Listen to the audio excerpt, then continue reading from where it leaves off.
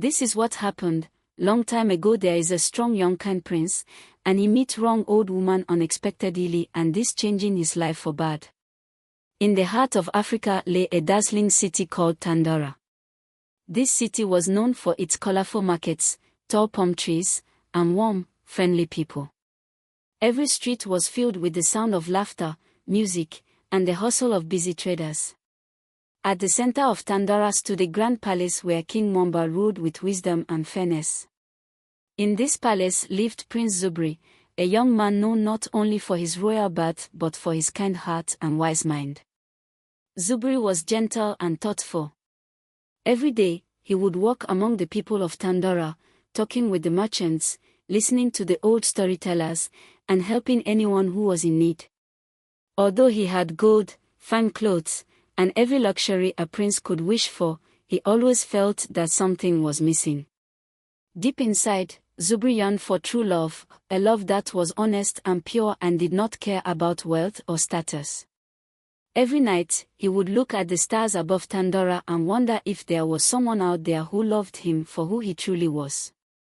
His eyes were kind, and his smile was gentle, yet he could not shake the feeling that his heart was waiting for a special person. One bright morning, Zubri decided to ride his favorite horse beyond the palace walls. He loved exploring the forest around Tandora, where the tall trees whispered ancient secrets and the air smelled of wildflowers. As he rode along a narrow path, he came upon an old woman sitting by a small fire. Her clothes were ragged, and her eyes looked tired, yet they held a strange light. The old woman held out a bowl, and with a gentle smile, she asked, "Kind sir, might you share a piece of your bread with me? I have not eaten in many hours." Without hesitation, Zubri dismounted and offered her the last piece of bread he carried.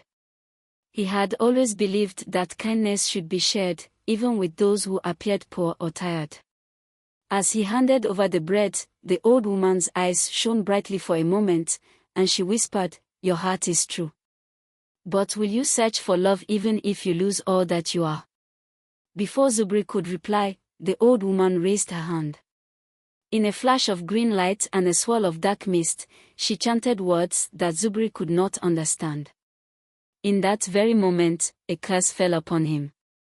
His strong, handsome features began to change, and his royal clothes fell away like old skin. He shrank before his own eyes, his body thinning until he was nothing more than a tall, slim, and very unattractive man.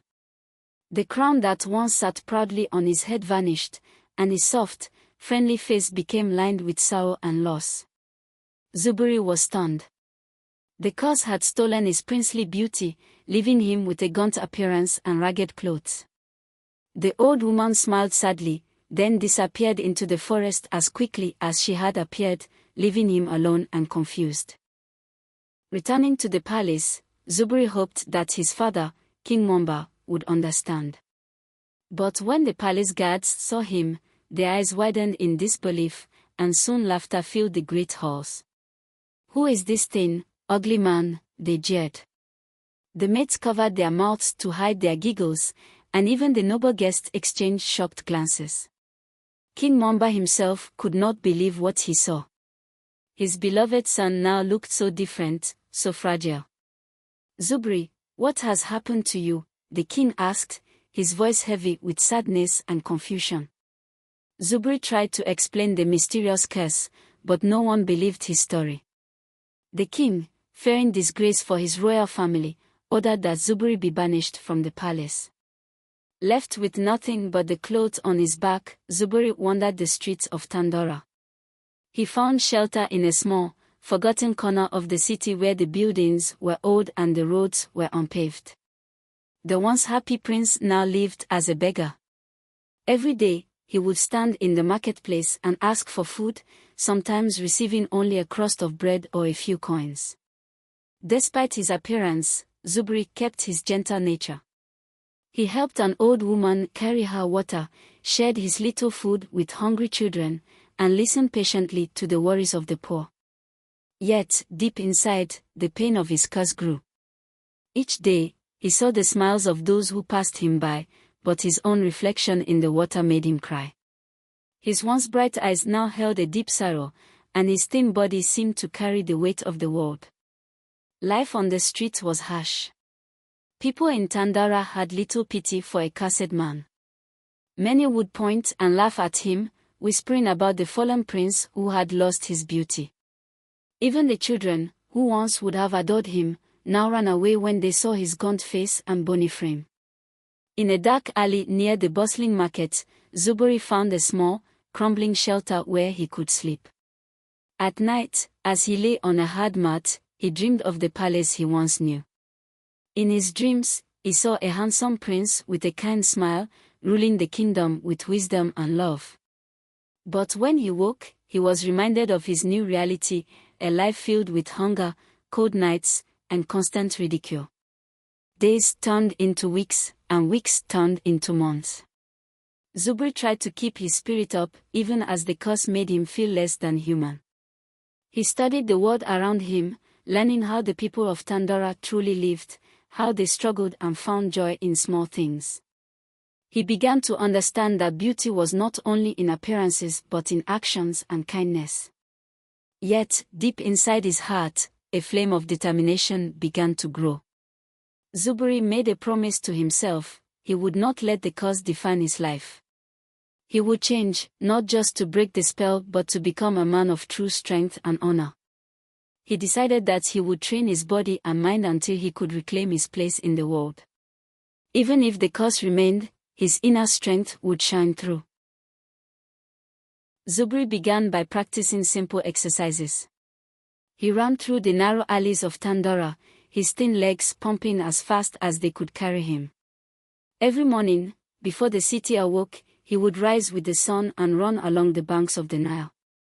The cool, fresh air filled his lungs, and he imagined that with every step, he was leaving behind the curse that had stolen his former life. He also practiced with makeshift weights. Using stones and old wooden logs, he built small weights and lifted them. Though his arms were weak at first, he persisted every day. He also learned the art of using a stick as a weapon, practicing swings and parries until his movements became smooth and sure. One day, as he was practicing near the edge of Tandara, Zubri heard talk of a great warrior living in the nearby mountains. This warrior, Omori, was known throughout the land for training those who sought honor and strength. Determined to become strong, Zubri set out on a journey to find Omori. The journey was long and difficult. Zubri walked through rocky paths and over hot, sandy plains. His stomach often rumbled with hunger, and his thin body ached from the long days of walking. But he never lost his determination. Every step brought him closer to the strength he dreamed of. After several days of travel, Zubri finally arrived at a small village nestled at the foot of the mountains. There, he asked about Omori. The villagers looked at him with pity, but one kind man told him, Omori lives in a cave high in the mountains. He trains those who have the will to fight for justice. Climbing the mountain was a challenge in itself.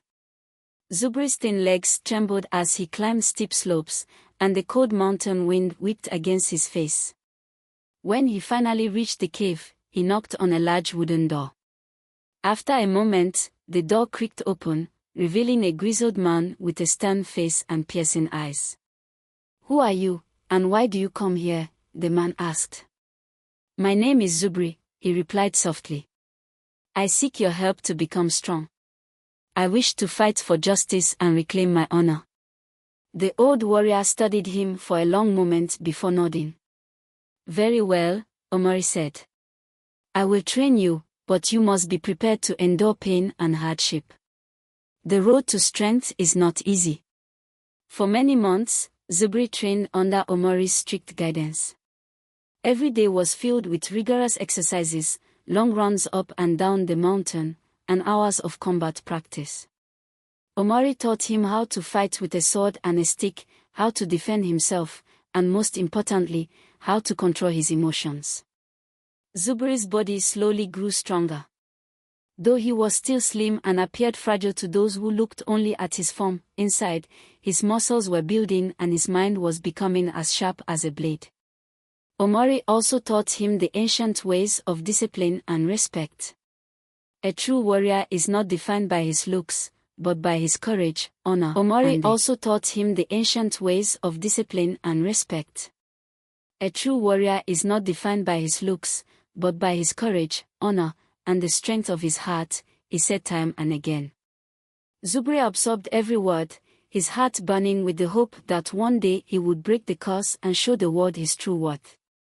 As word of Zubri's training spread, news reached Tandara that a group of bandits was terrorizing a small village on the outskirts of the city. These bandits, cruel and greedy, robbed the villagers and left destruction in their wake. The villagers, desperate and afraid, sent word for help. Zubri knew this was his chance to prove his strength and honor. Even though he was still cursed and thin, he felt ready to fight for those in need. He rode back to Tandara on a borrowed horse and headed straight for the troubled village. When he arrived, the scene was grim. The bandits were rough, armed with crude weapons, and they laughed as they stole from the frightened villagers. Zubri approached quietly, his heart pounding, his hand steady on the hilt of a simple sword that Omori had given him for training. The battle began with shouts and clashing metal. At first, the bandits sneered at Zubri's appearance, calling him names and mocking his thin frame. "Look at this wisp of a man," they jeered. But soon, they realized that his movements were swift and precise. Zubri dodged their wild swings and countered with skill and determination. Every strike was filled with the promise of justice, every parry a lesson learned in Omori's training. The bandits, unprepared for the force of his determination, began to falter. With a series of swift moves, Zubri disarmed the leader and forced the rest of the bandits to flee into the night. The villagers cheered. "You are our hero," they exclaimed, gathering around him with gratitude. For the first time in many months, Zubri felt a spark of hope. Though his curse still marked him as different, his bravery shone like a beacon. Yet, even as the villagers praised him, Zubri knew that the deeper battle of his life was still ahead. Back in Tandara, the palace was far from peaceful. King Mwamba had fallen into a deep sorrow after hearing false reports of Zubri's death. In his grief, he had entrusted the kingdom to Jengo, Zubri's former friend, who now ruled with a harsh and cruel hand. Under Jengo's rule, the once prosperous city of Tandara began to suffer. Taxes were raised, and the people felt oppressed. Jengo's cruelty was made all the more bitter by the fact that he took pleasure in the mockery of Zubri's misfortune. He would often boast to the court, "I have saved the kingdom from a cursed prince. I alone will lead Tandara to greatness." But behind the facade of power, a storm was brewing.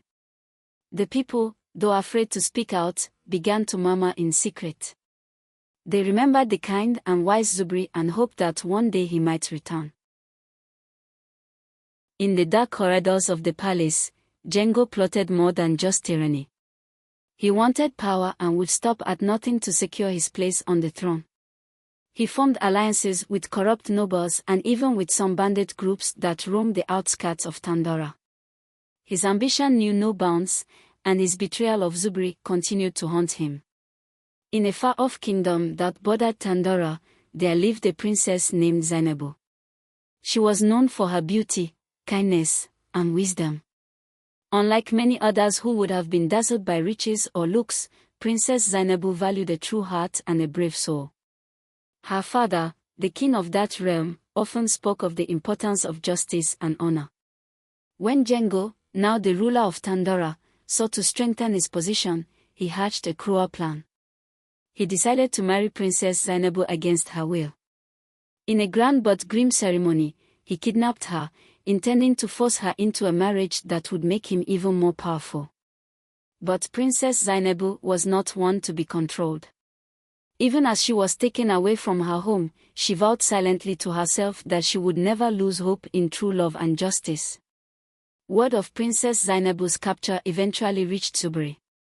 Although he was still cursed, beaten, and scarred by a life of hardship, the news stirred something deep within him.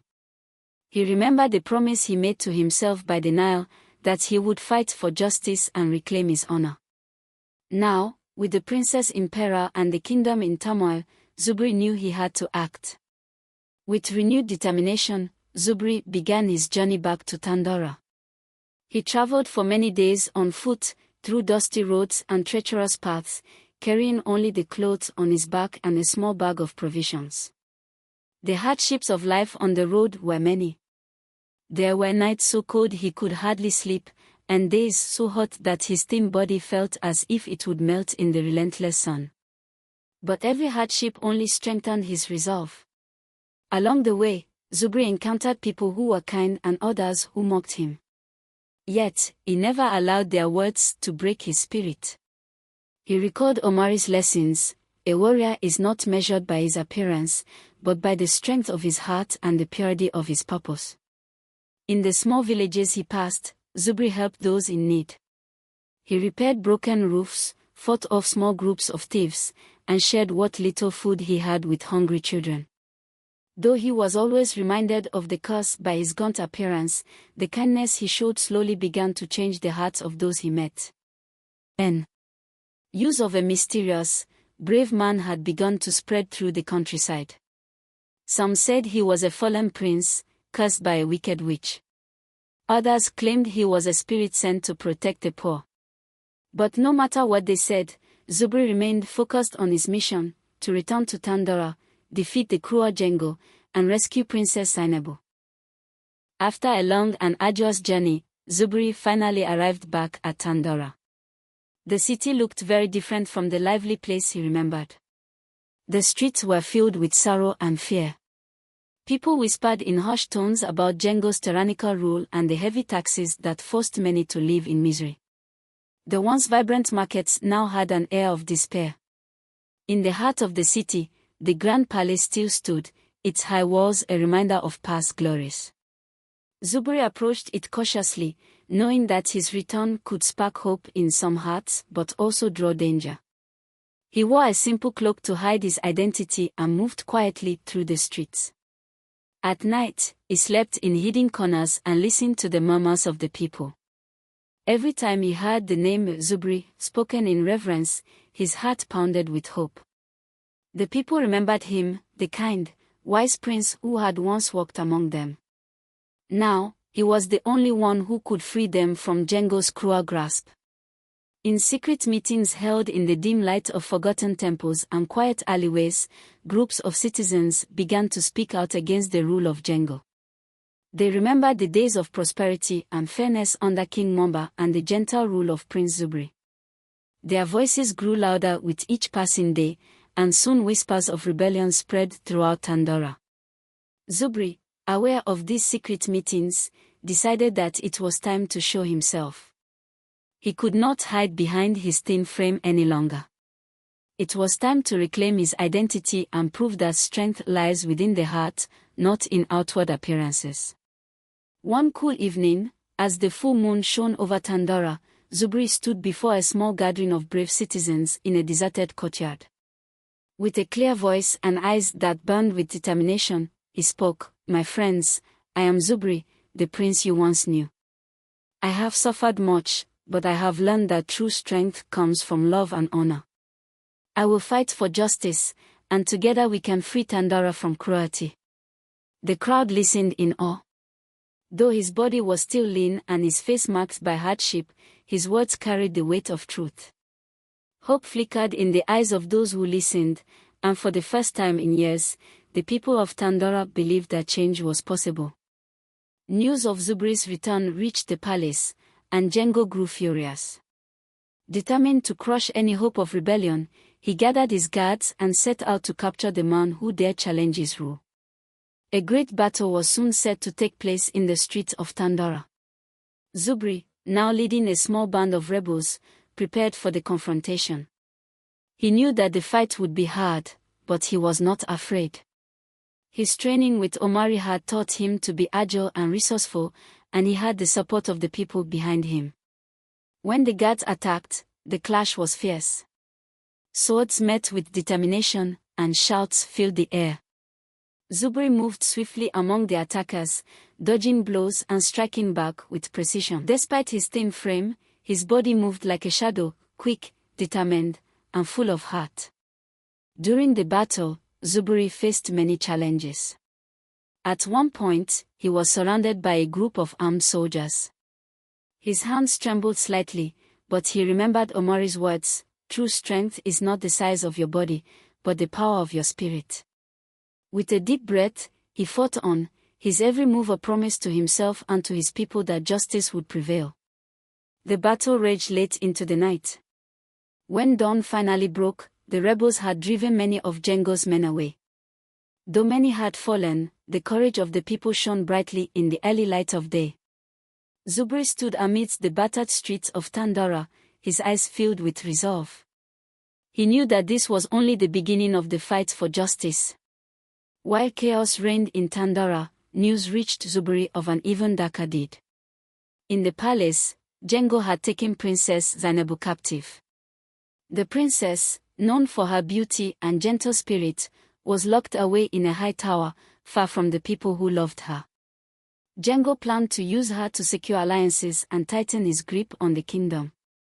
Princess Zainabu, though in chains, remained brave. Every day, she would look out of the window at the darkening sky and dream of freedom. She remembered the stories of a kind prince who once roamed Tandara, and she held on to hope that one day, true love would rescue her. Zubri, upon hearing of her plight, felt a deep pain in his heart. Not only had he lost his own life to a curse, but now the person who embodied hope and love was in danger. He vowed that he would rescue her, no matter the cost. Zubri planned a daring mission to infiltrate the palace. Disguised in dark clothes and with only his lean, yet determined body as armor, he snuck into the palace at night. The corridors were silent, and only the echo of his footsteps accompanied him as he made his way toward the tower where Princess Zainabu was held. At the grand hall, he finally encountered Django. The court, gathered in a state of mockery, laughed at the sight of this thin, disheveled man daring to challenge their new prince. "Is this the man who claims to be our true prince?" they jeered. Django smirked and drew his sword, confident in his position. A duel was declared, and the tension in the hall grew thick. Zubri's heart pounded as he faced his former friend. The two circled each other, the clashing of metal and the shouts of onlookers filling the space. Zubri's every move was measured and careful. Despite his lean build, he fought with a speed and precision that surprised everyone. The duel was fierce and long. With each strike and parry, memories of his lost past and the pain of betrayal fueled Zubri's determination. Finally, with one swift, powerful move, he disarmed Django and sent him crashing to the ground. The crowd fell silent, stunned into silence by the transformation in their hearts. In that moment, Zubri was no longer the cursed, slim man of sorrow, he was a symbol of hope and resilience. After the duel, Princess Zainabu was brought before Zubri. Despite being held captive for so long, her eyes shone with warmth and kindness. She looked at Zubri and said softly, "You have shown great courage tonight. I have always believed in the goodness of your heart." Moved by her words, Zubri knelt before her. "I have fought many battles and endured great pain, all in the hope of finding true love and justice. I promise you, Princess, that I will free our people from this darkness." Then, in a moment that would change everything, Princess Zainabu stepped forward and kissed him gently on his cheek. In that instant, a brilliant light burst forth, filling the room with warmth and hope. The light wrapped around Zubri, and before the astonished eyes of all present, his body began to change. The curse was broken. His thin, gaunt form expanded, muscles rippling beneath his skin, and his face became handsome once more. His eyes, once sorrowful, now sparkled with life and strength. The royal clothes returned, woven in golden threads that shimmered in the morning light. Gas filled the palace as the people witnessed the transformation. The man they had mocked was now a mighty and noble prince. In that moment, true love had triumphed over a cruel curse, and the kingdom of Tandara was filled with hope for a better tomorrow. With the curse lifted, King Mwamba recognized his long-lost son. Tears of joy streamed down his face as he embraced Zubri. "My son," the king cried, "I have missed you dearly. Today, you have not only reclaimed your true form but also restored hope to our people." Django, defeated and humiliated, was banished from the kingdom. The rebels, inspired by Zubri's courage and the princess's unwavering kindness, rallied together to rebuild the once thriving Tandara. The palace, which had grown cold under Django's rule, now echoed with laughter and music once more. Zubri and Princess Zainabu were married in a grand celebration attended by people from all over the land. Their wedding was not just a union of two hearts but also a symbol of the power of true love and the strength that comes from overcoming even the darkest curses. Together, they ruled Tandara with justice and compassion, ensuring that the people were never again oppressed by cruelty or fear. Zubri's journey, from a beautiful prince to a cursed, thin man, and finally to a mighty, honorable warrior, became a legend told to every child in the kingdom. His story reminded everyone that true beauty lies in the heart and that with determination and love, even the most difficult challenges can be overcome. In the years that followed, Prince Zubri continued to work tirelessly for the betterment of Tandara. He often recalled the days when he was cursed, a time of loneliness, betrayal, and hardship. Every morning, as he stood by the banks of the Nile, he remembered how he used to run with aching legs and a heavy heart, yet always with the hope of a brighter future. Zubri built a small school near the palace where children could learn about history, honor, and the importance of kindness. He taught them that no matter how difficult life may seem, every person has the strength to change. The story of his own transformation, shared in simple words and heartfelt lessons, became an inspiration for all. Though he was once a beggar, mocked for his slim, fragile appearance, Zubri's journey showed that every setback could be a step toward greatness.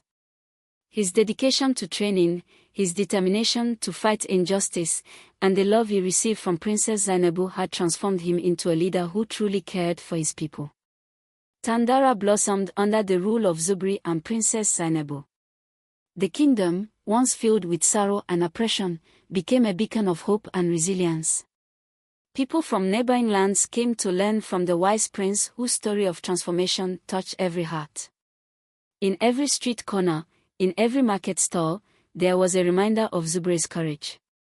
Statues were erected in the town square, showing a strong and noble man with kind eyes, a symbol of the promise that no curse, no matter how dark, could ever truly defeat the power of love and honor.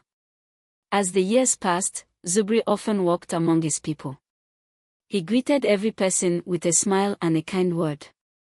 Though his transformation had been miraculous, he never forgot the lessons he had learned during his difficult days as a cursed, slim man. He remembered how he had once felt the cold bite of loneliness and the stinging pain of mockery, and he used those memories to help others who were suffering. One evening, as the sun set over Tandara, Zubri sat on the palace balcony with Princess Zainabu by his side. They watched as the people gathered in the streets, their faces lit with hope and gratitude. In that peaceful moment, Zubri realized that his journey had come full circle. The hardships he had endured, the betrayal of his friend, the grueling training, and the fierce battles had all been steps leading him to this moment of true love and lasting peace. He turned to Zainabu and said, "I once believed that my curse was my fate. But now I know that every trial, every moment of pain, was a lesson that brought me here, to a life filled with love and honor." Princess Zainabu smiled and replied, "You have shown us that beauty is not in appearance, but in the strength of one's heart. Your journey has inspired us all to believe that even in our darkest times, hope can be found." And so, the story of Prince Zubri became a legend, a tale passed down from generation to generation. It was a story of transformation, of a man who lost everything but found true love and strength within himself. It reminded everyone that while curses and hardships might leave scars on the body, the power of the heart can heal even the deepest wounds. Many years later, when Tandara had grown into a thriving kingdom known far and wide for its fairness and compassion, teachers in the schools would tell the story of Prince Zubri. They would describe his early days as a kind-hearted prince, his tragic transformation into a thin and cursed man, and his long, difficult journey filled with battles and betrayal. Children would listen with wide eyes as their elders spoke of how Zubri's strength was not measured by his outward appearance but by the bravery he showed when standing up for justice. They learned that every challenge, no matter how severe, could be overcome with persistence, courage, and the support of true friends and loved ones. Zubri's life taught them that even when the world seems dark, a single act of kindness or a moment of true love can light the way forward. And so, the legend of the cursed prince who found his way back to honor and true love continued to inspire the people of Tandora for many generations to come.